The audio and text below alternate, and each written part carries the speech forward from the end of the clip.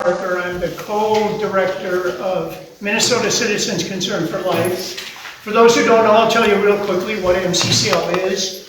Way back in 1967, a group of citizens just like us saw that there was a move in the Minnesota State Legislature to legalize abortion. Until Roe versus Wade, Minnesota only had, the law protected all babies except to save the life of the mother. And that was the same in many states around the country. But then there, in the 60s, there were these movements to try to change that and legalize abortion. Citizens saw that there was no one to fight it, or not enough forces at the legislature to fight it. So they went down and lobbied. They didn't know about committee hearings and testimony and lobbying, but they learned it. And then they realized that this effort, which they defeated, was going to happen the next year and the next year, so they had to incorporate as Minnesota Citizens Concern for Life. And we're an organization that works against abortion, against euthanasia, against infanticide, and in favor of protecting human life, both moms and babies, from conception to natural death. So we're the leading, largest, single-issue pro-life group in Minnesota. We're affiliated with the National Right to Life Committee. So there are 50 state affiliates of the National Right to Life Committee across the country, and we work together to protect innocent human life. Every year we do about 50 of these talks around the state in different communities. This year it's called Winning Minnesota for Life. We have some opportunities, but also some threats. We'll talk about that. We'll talk about some things each of us can be doing to accomplish the goal that we have set for ourselves: building a pro-life Minnesota, building a culture of life in the state of Minnesota. That's an ambitious goal, but we can do that. I'm going to have to change the talk a little bit because moments before the meeting started, I got an email that said that the pro-abortion side is doing one last gasp effort to put abortion up to birth in the state constitution. So I'll have to tell you about that and some work we can all do to defeat that. But first of all, these talks.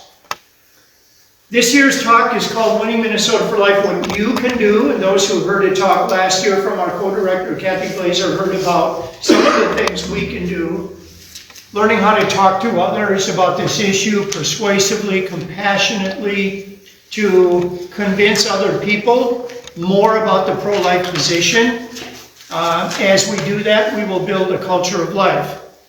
In this last year, MCCL spent, it's not even the last year, it's the last 6 months, MCCL spent about $2 million in television ads to start the process of changing the culture in Minnesota. You might not have seen a lot of those ads up here, you probably saw some. We did 4 different television ads. Some of them were more politically oriented for the elections, and they were in districts where you either had pro-abortion representation or an open seat, where we were trying to win a House or Senate seat. There was one Senate seat up for election this year. And in safe, strong, pro-life areas like yours, we did less of the television ads. So you might not be aware that we spent more than $2 million on TV ads. One of the things, and we did newspaper, radio, social media, a lot of other things, billboards, but TV is the one that sticks in people's minds, and it's what we spent the most on. One thing we'll talk about tonight is how that's only a start. We need to do more, and we need you to do more, because to change the culture doesn't happen just through media. It doesn't happen just through meetings, although those are vitally important. It happens because individual pro-lifers are willing to talk to their neighbors one-to-one about this issue. If that sounds imposing or daunting, we're going to show you how. And we have literature in the back with more resources. So, What can we do to win? We're going to talk about challenges we face, including the new one we just found out about. You're getting breaking news, real breaking news, not like on TV. You're watching every 5 minutes they have breaking news supposedly. The number of abortions has gone way up in Minnesota. In 1980, our peak year, we had 19,000 abortions. Because of the work of MCCL, pro-life pregnancy resource centers, and others, we got that number down to 10,000. And for 7 years it was, so there was a dropping, and then for 7 years it was 10,000 abortions per year, which is way too many, but 9,000 lives were being saved every year. Then in 2022, there was a court decision that threw out some of our pro-life laws, and it went up quickly to 12,000.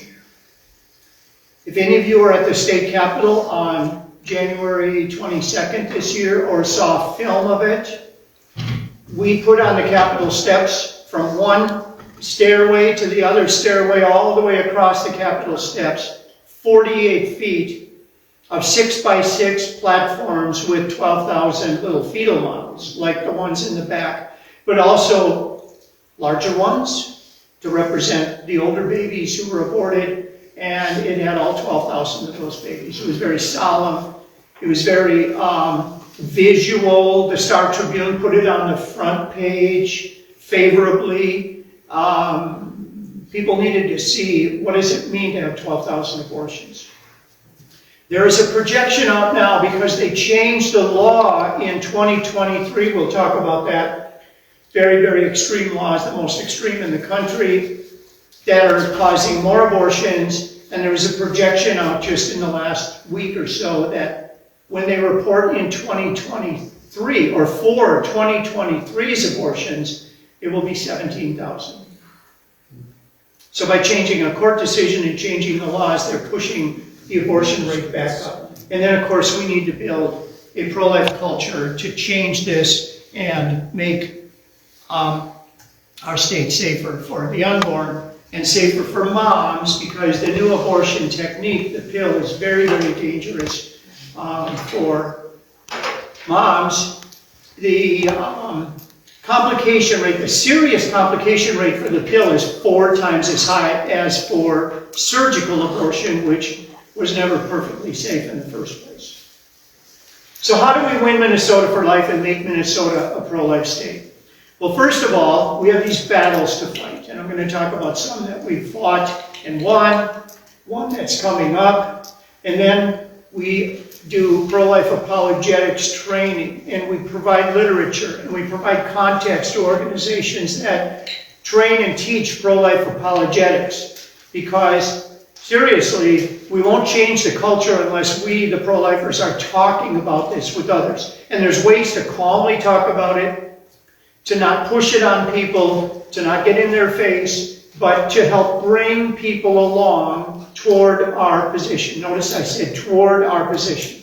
You won't convince someone in one conversation to go from totally pro-abortion to totally pro-life. You don't have to. It's a matter of shifting the culture. And then finally, we talk about how we build pro-life communities across Minnesota. So let's talk about the battles first. You can see people in front of the Capitol. We have 3,000 to 4,000 people in front of the state capitol each year. I have stood here, and I had better be right, because I'm in a church. I have stood here in September, October, and promised good weather on January 22nd to try to get you to come down. And this last year it was great. The weather was beautiful. It was like 31 degrees or something, and the Lord looked down on us, having all of this display, a lot of young people in the crowd. It was very, very impressive. So we had to do that in response to, we had to have something dramatic in response to what happened in 2023. They passed in the early part of the legislative session in 2023 what they called the PRO Act, Protect Reproductive Options Act. And that was a bill that legalized abortion all the way up to birth in Minnesota. It gave that so-called right to every individual. Well, why is that important? because the way they wrote it, it means to every minor child is an individual, so parents would have no rights. We had a law that said parents have to be notified if their minor daughter is considering abortion. That was stricken by a court, but that could always be overturned. So it was damaging that they put that in there, that every individual has this right. It could still be changed, but there's no protection for minors in that law.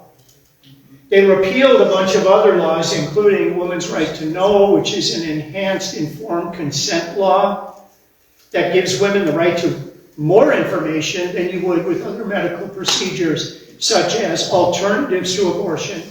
She had to be given that information. Assistance available to her. The fact that a baby beyond a certain age feels pain, etc. And the risks, of course, of abortion. They took away the Positive Alternatives Act. That was a program instituted by MCCL. So was the Women's Right to Know law. That gave money to pregnancy resource centers if they had to apply for it, but there was state money available to help them do their life-saving work. And maybe most shocking of all to the public is that they changed a law that, again, MCCL had instituted in 2015 that said that if a baby is born alive after an attempted abortion, the baby survives an abortion, that child has a right to medical treatment to preserve the life and health of the newborn child. That's how the language works. It said was to preserve the life and health of the child. Now that doesn't mean a 10-week-old fetus or a 15-week-old unborn baby is going to get treatment because they can't survive. We don't have the medical technology to save that child. But if the child is, say, 22 weeks or older, in North America, 78% of premature babies from 22 weeks and above survive. So many of those babies can survive, and certainly by 24, 25 weeks, almost all of those babies can survive. And the law said they had to be provided treatment to help them survive. That law is one of the worst in the world. So before we go to the successes, only 7 states in the country have abortion up to birth. Only 8 nations in the world, or parts of, some of them are just parts of nations, have abortion up to birth. Like the US has some states that have that. Australia has 1 territory. It's relatively rare. It's quite rare around the world to allow abortion up to birth. But only 2 jurisdictions in the entire world, and I think I've shared this with you, allow leaving a baby to die. And one's Red China, and one is Minnesota. Some of you have heard once in a while I get asked a question about California. California had a proposal that would have allowed that, and it got massively amended so that there's a little bit of risk. Any risk for one baby is terrible. But there is a very rare risk in California that this could occur in Minnesota. It's just openly legal. And if anyone doubts that this is, there's an organization you can look up online called Prenatal Partners for Life. And this is made up of parents of mostly disabled babies, not babies who survive abortion, but mostly disabled babies who have been pressured when their baby is born or before the baby is born by medical facilities and by doctors to leave those babies to die. It's already happening. And they changed the language in the law so that it now doesn't only apply to babies who survive abortion, like the old law did. It applies to any child. So that's the disabled. That's the change. The reach was to say you not only don't have to treat a baby who survives abortion, but you don't have to treat a baby who is born with a disability. It's the most extreme law in the country. And some of you saw the debate. There was an exchange in the vice presidential debate, and I think in the presidential debate, about this. And there were some fact checks, and some of them got it right, and some of them don't understand the changes that were made in our law. But you saw Governor Walz kind of defensively denying this, and you can see the defensiveness in in his denial. That is the new law. So we had these terrible laws, but we had some success last year. What the pro-abortion side wanted to do last year is to take this law, abortion up to birth, which can be changed. A law can be changed if we get pro-life legislators, a pro-life governor to sign it, and they wanted to put it in our state constitution so that it would be enshrined semi-permanently until you can change the constitution, and that's very, very difficult to do. And the way that works is in Minnesota is the state legislature votes for it to go to a vote of the people. On Tuesday, there were 10 states that had these constitutional referendum votes, and 7 of them passed abortion, I believe in almost all cases up to birth, and 3 of them defeated it.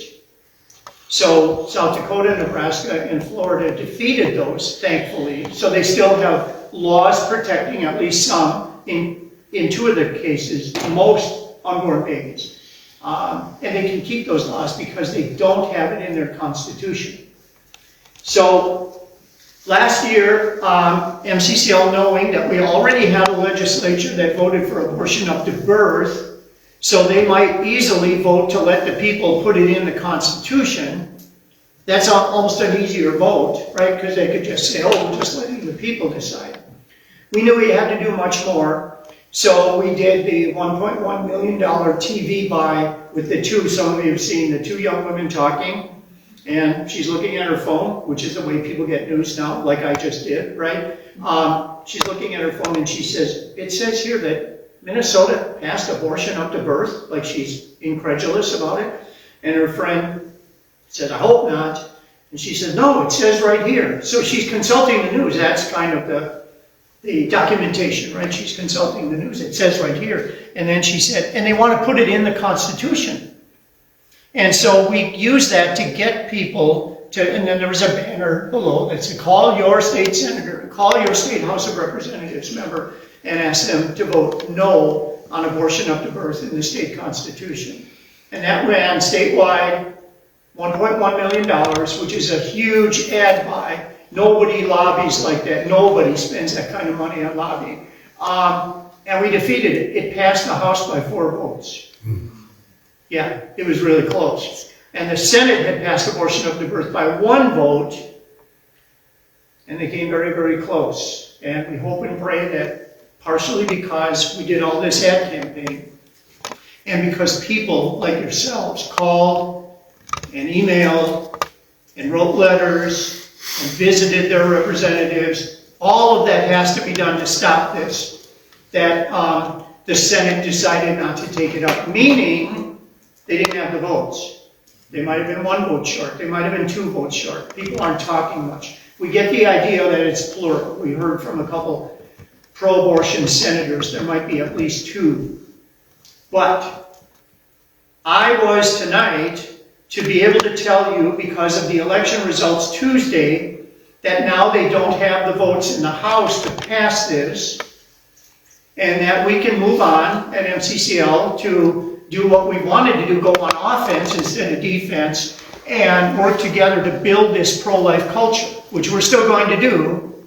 But the news here is unfortunate. A pro-abortion organization has asked their members to call Governor Walz and ask him to call a special session of the legislature right now, before the new legislators take their office, and pass abortion up to birth in the state constitution. He can't do that. He sure can. He certainly can. Legal. Yeah, he can. The governor can call a special session at any time that he wants. Now, there's politics involved that might make him hesitate to do that. When the session ended badly in May, he was asked and he said he didn't foresee that we would have a special election, but that was before an election, right? And this man is not truthful. You know that, right? Especially after this campaign. So we have a fight ahead of us now. We are going to have to activate everybody in the state to be, we'll figure out very quickly, we're very nimble and we act very quick, but we're going to have people call or write or email probably their legislator and the governor, and say no, and say how much they don't want this. And here's a possible angle. The people 5 days ago, 6 days ago spoke. They want something different. They want a change. And that change is that it'll come back. That change is that the House, which had been 69 pro-abortion and 65 pro-life, and it was almost by party, but it wasn't quite. There was a pro-life Democrat in there. After these elections, it's tied 67 to 67. So when in the House of Representatives, when the legislature starts on January 13th, the pro-abortion side will not be able to pass a constitutional amendment. They won't be able to pass any major pro-abortion or anti-life, like assisted suicide bills, because they only have 67 votes. The best they can do is tie. And frankly, there are 2 of these races that are in recounts. So it's possible this changes to a majority. But that doesn't take effect. The legislature doesn't start until January 13th. And so we're back in a fight like we were before. And we are going to have to activate Minnesotans. I know some of you know people in other parts of the state. Maybe if you know people in the cities where they don't have pro-life legislators, those people need to hear. So please be watching. If you sign up, you'll get alerts, email alerts. Please be watching for the message that we'll send out in the next day or so, asking people probably to contact the governor and your legislator and say no special session. And we might put in there, related to the fact that this is how the people voted. This would be undermining, ignoring, going around the will of the people who don't want it, what they called a trifecta. That's when one party is the House and the Senate and the governor and can do anything they want. That the people said they don't want that now. And I don't know what Governor Walz thinks his future is if he wants to run for governor again, which he can. But he would make himself very, very unpopular with people who just voted for a change. And he went to Egan High School a day or 2 after the election and he said the people spoke and they want a change. He said that. So maybe we'll pull his words out. So we're back in a fight, right? So this trifecta has been broken, but it still exists if he wants to call a special session. Very unfortunate, but the other side is very aggressive. So please be watching for that. That's the good news, is that we broke it for now, or on January 13th. But I want to talk about how we want to change the culture and make Minnesota pro-life culture. Right after the 2023 legislative session, we realized we need change in Minnesota. And so we created, within weeks of the end of that session, we created a new outreach program called, a new outreach department called the Center for a Pro-Life Minnesota. That is kind of our flagship operation now, and it has multiple activities designed to make Minnesota pro-life, to build a pro-life culture here. A culture that is welcoming to moms, to babies, to the elderly, to disabled people, and people with chronic illnesses, all of whom are under threat. If anyone wants to talk to me about some of those threats afterward, I'm happy to. But there were also bills to cut off medical care to the elderly and disabled in 2023. And they were very, very dangerous. And MCCL was the first organization to come out with newspaper ads against that. And the Mayo Clinic actually is the one who put the hammer down and stopped it. Because they said it was a cost-cutting measure. They were going to force hospitals to spend less money on their patients. The state was going to fine them and embarrass them if they spent too much money on their own patients. And in doing so, these hospitals and doctors and clinic cooperatives, clinics, would have had to cut spending on the most expensive care, or the state would have pretty much shut them down. That's how evil it is that they want to save money. and ration health care from people who need it. So the low-hanging fruit, if you're a hospital administrator and the state will only let you spend so much money, is who do you not spend that on? Well, you might not spend it on that disabled baby who's going to need a lot of care through the baby's life, or at least in the early years. Let that one go. That saved a few $100,000, right? And I want you to understand something. It's not saving money. It's they would not allow, this bill would not allow them to spend the money. If someone donated a ton of money to a hospital or a clinic to say you can care for more people, they would not have been allowed to spend it, trying to ratchet down healthcare spending. So yeah, there's a few disabled babies, you wouldn't treat them, but you know who costs the most at the end of life? People with disabilities, ongoing disabilities, chronic illnesses, they're the expensive patients, and they would be the first to have their care denied because the state would not allow the hospital or the doctor or the clinic to spend money on them. What about the VA? That's an interesting thing. There was no, we got to know that bill really well, and there was no exemption for the VA in there. No, they couldn't touch that. I'm not sure of that. That would be in court. That'd be a very interesting thing, and of course we could get our pro-life members of Congress to fight that too. But I'll tell you how far along this was. We were already compiling clinics, hospitals, and doctors' names in Hudson, Wisconsin, in Fargo, and Sioux Falls, so that we would have information to send to Minnesotans to say, if they're rationing your care, here are places you can go that are more than happy to take your money and extend your life, right? So it's anti-life. People need to understand it's not just anti-abortion or pro-abortion.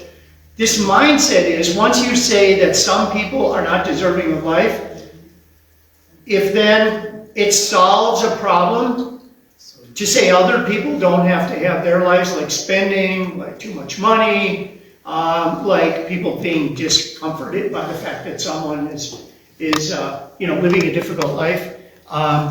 That's where it's going, and we fought that off. So we have to change the culture in favor of life for all these reasons. End of life, disabled, unborn babies, now newborn babies, sadly. So how do we do these conversations? Us, each of us. How do we talk to people so that you're building on what the ads are saying and what the legislative debates are saying and what our media is saying? In the back, on that stand, are three sheets of paper. You see the gold one on the top, which talks about the legislation. The first two are how to converse with people to help bring them to see pro-life in a better light. I'm going to put it that way, because you're not going to change them 100% in one conversation. The second page goes into it more deeply and has a link to a pro-life apologetics organization called Justice for All. So please read that and go to their website, and they have free training and informational pieces there that you can learn, and you can see videos of how to engage in conversation that helps soften our state's stronger pro-abortion viewpoints and educates people in the middle so that they move toward the pro-life position. There's great resources there. But what they all say, and there's another organization called Equal Rights Institute, which is equal rights for the unborn and moms together. And they all say this, that when you engage in a conversation, you need to think of it, we need to think of it as a dialogue. Dia means two. It's two people conversing. It's not a debate. A debate will not help you. And by the way, I taught college speech and persuasion and debate, public speaking, etc. So some of this is second nature to me, but the expertise is with those organizations. We did some training at a Justice for All training session, and we had about 8 pro-lifers sitting in a table with the one trainer pretending to be the pro-abortion person, and we were all supposed to be responding, building a connection with them, building a relationship, asking questions, asking them to open their mind. not just come at them and say, well, this is wrong, abortion is wrong, because, etc. And it takes some training, because 6 of us at least tried to do what they suggested, have a conversation, have it be respectful, have it be two-way, ask questions of their viewpoint, and 2 of them couldn't do it. And you'll recognize that. But abortion's wrong, right? So when the trainer said some pro-abortion statement, 2 of the people argued, they debated. And when you debate with someone, you have to understand, you're telling them they're wrong.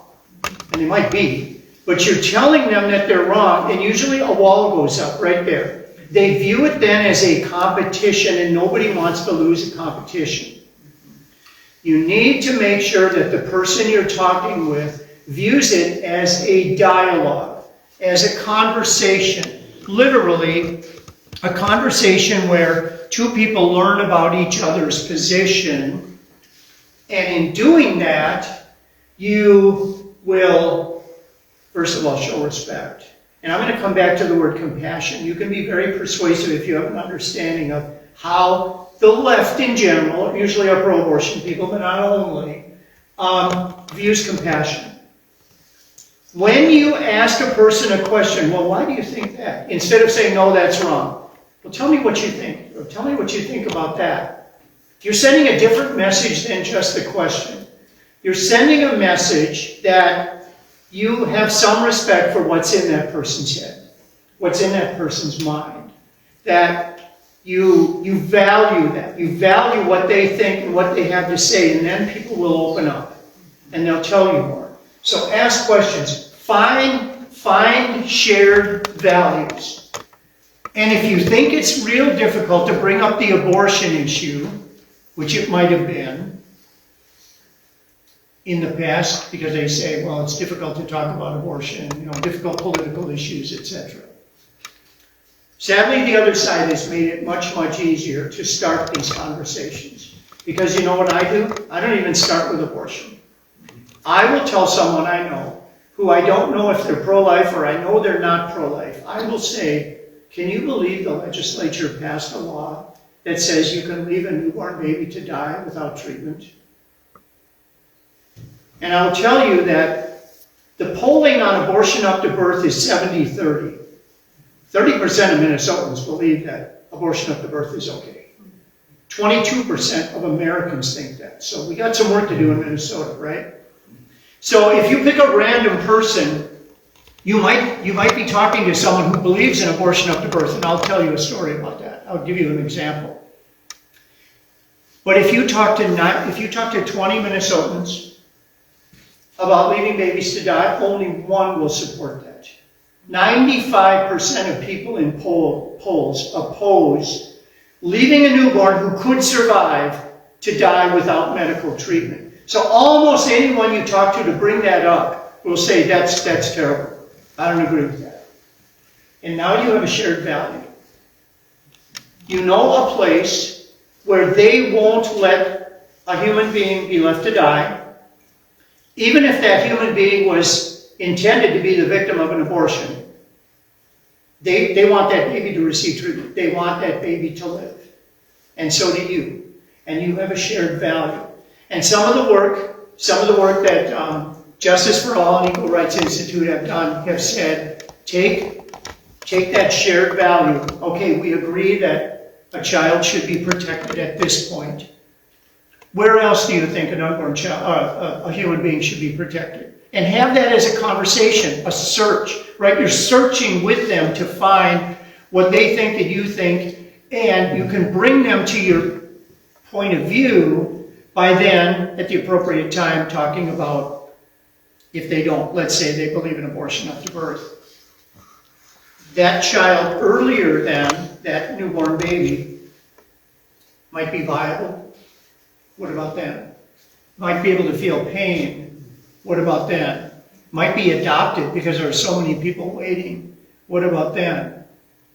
And you'll see the wheels turn, that the people you're talking with are, at a minimum, uncomfortable with the fact that, wow, this is a baby who could survive, this is a baby who could be adopted, this is a baby who could feel pain, And people don't want to be in a position of advocating for that. And it's not that we're trying to shame people or corner people. People can sense that. It's we're trying to have a discussion. You don't open with that. You try to see where they stand. I've had many conversations with people, mostly where I run into the pro-abortion public is mostly at MCCL booths at county fairs and the state fair. So thank you all. I know many of you do that. You're at our county fairs with booths and other events. And I can only think of a couple times, right now I can only think of one, but I'm sure there's more than that, where at least recently since we've been working on this pro-life apologetics, that I haven't moved someone partially toward the pro-life position. And I'm not the ideal person to do that. I'll tell you right now that an older male is not the perfect person to do that. But anybody can. And you talk with compassion, you talk with respect, you don't tell them they're wrong. You don't do this, like when I first started 30 years ago, 40, whatever it was, 35 years ago.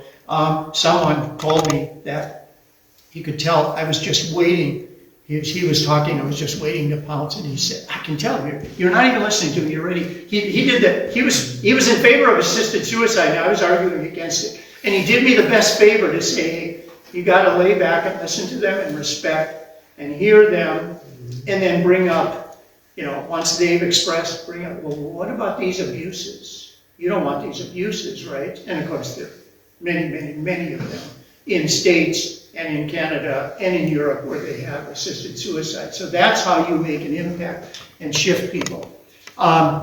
Without going into a lot of examples, let me just give you two real quick. One of them I think I've shared with you when I was here 2 years ago.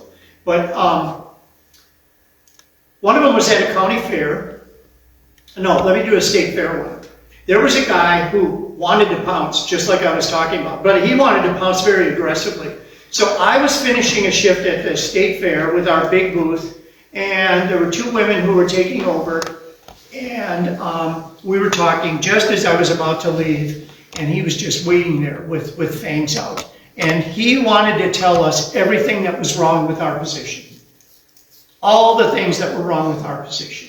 And he had them all memorized, and women would die, and we were just religious people pushing, he had all the kind of bumper sticker phrases that each of them really deserved some investigation because they're pretty facile phrases that didn't reflect really a lot of reality, but he just wanted to pounce. So we had the baby models out at the state fair, like the ones in the back. And so we listened. And at one point, I put my hand on, now the baby models we had were not just these 10, 12-week-old babies. We had the 20-week and the 26-week and the 15-week. And so I mentioned that, some of these babies are viable. They can live outside the womb. And some of these babies can feel pain. And would we want to do that? Kind of as a question. And he kind of paused. And I'm way shortening this. This took a long time to get to this point. But he said, well, neither of us want to see these abortions.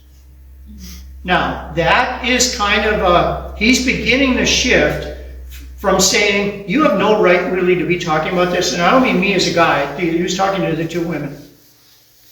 And interestingly, one of the women who had been through kind of a horrific personal circumstance and very much regretted what happened through that whole personal circumstance, could tell him his story, and he softened up. As a matter of fact, he liked her. I mean, he connected. Sometimes people connect. And sometimes you, as you talk to people, you'll be the one who connects. Abraham Lincoln, 180 years ago, 180, 160, whatever it was, 1840s, Abraham Lincoln said, the best way to persuade somebody, and he was talking about getting a vote, but it applies to this. The best way to persuade somebody is to have them talk to someone they already know and respect. And because that's the person, the starting point, because they have respect and they know them, the starting point is, this person will be fair with me. This person isn't going to try to just bowl me over and beat me in a debate, right? We're friends. So you, each of you, are that person to dozens and dozens of people. They know you, they respect you, they'll listen, you can engage them in a conversation. So this guy softened up and I moved him. Shortly before that, there was an African-American woman, and I'm for abortion, thank you. She was respectful, she wanted to go, and then we engaged in a talk, and she said, well, I can see your point. You know, so we moved her, we got her to think, because the thing that really makes people think who think it should be only a woman's choice is that conflict comes up and internal dissonance comes up where they think, it's real easy if you don't think about it to say it should be a woman's choice and I put it on a shelf and that's the answer. And then if someone, not forcefully, not aggressively, not in your face, but compassionately, with respect, respectful conversation, then gets to say, well, what about this 35-week-old baby? Was basically not different from a baby who is going to be born in 4 or 5 weeks. And there's a dissonance, and they have to sort that out. And don't expect them to do it right there. They have to go and sort that out. And if you start that process of them thinking, and then they pick up some pro-life literature, or they see a pro-life ad, and they talk to someone else in the community, you're moving people. In Minnesota, we have this 40-30-30. 30% of people would accept abortion up to birth. 40% of Minnesotans are pro-life, either wanting to protect in all or almost all circumstances, by law, the unborn child. 30% are in the middle. If we move 10 of that 30%, or even maybe 6 or 7 or 8% of that 30%, to being in the middle, to thinking, well, no, not up to birth. And I'm going to give you an example of one of those in a moment. And if we move a third of the 30% toward the pro-life position, we're a pro-life state. It is not as difficult as you think. And my experience, not being necessarily the ideal person, and this is always, I'm talking to people I don't know. It's easier to persuade someone or at least move someone if you talk to people you do know, co-workers, friends, neighbors, yes, even relatives. Don't do it at Thanksgiving, but yes, relatives. You can move people better and more easily than I can. So I'm going to tell you another example of the one case where I can remember right now, at least, that I didn't move someone, but where his friend did get moved significantly. Olmsted County Fair, Rochester. Some of you might have heard this. Olmsted County Fair in Rochester. We're down there. We have a pro-life MCCL booth. I'm sharing the booth with the chapter chair, a woman who's a chapter chair. 2 young people come in, about 25 years old. And I talk mostly to the guy, and she talks mostly to the woman, although there was some, interaction both ways. So they both came in, and they were very comfortably, not aggressively. They seemed like pleasant people, right? I won't say nice if you believe in abortion up to birth. But they both believed in abortion up to birth because, you'll run into this, it has to be a woman's choice. So they bought that, it has to be a woman's choice, and what that does is it forgets entirely about a baby, right? And if you believe that, and if you're solid and consistent, if it has to be a woman's choice at 5 weeks, 10 weeks, 15 weeks, if you really lock into that, now it's an ideology. It has to be all the way through pregnancy, because it's a woman's choice. So very interestingly, I talked to the guy, and I talked to some things I just told you. Baby might be viable. Baby can feel pain.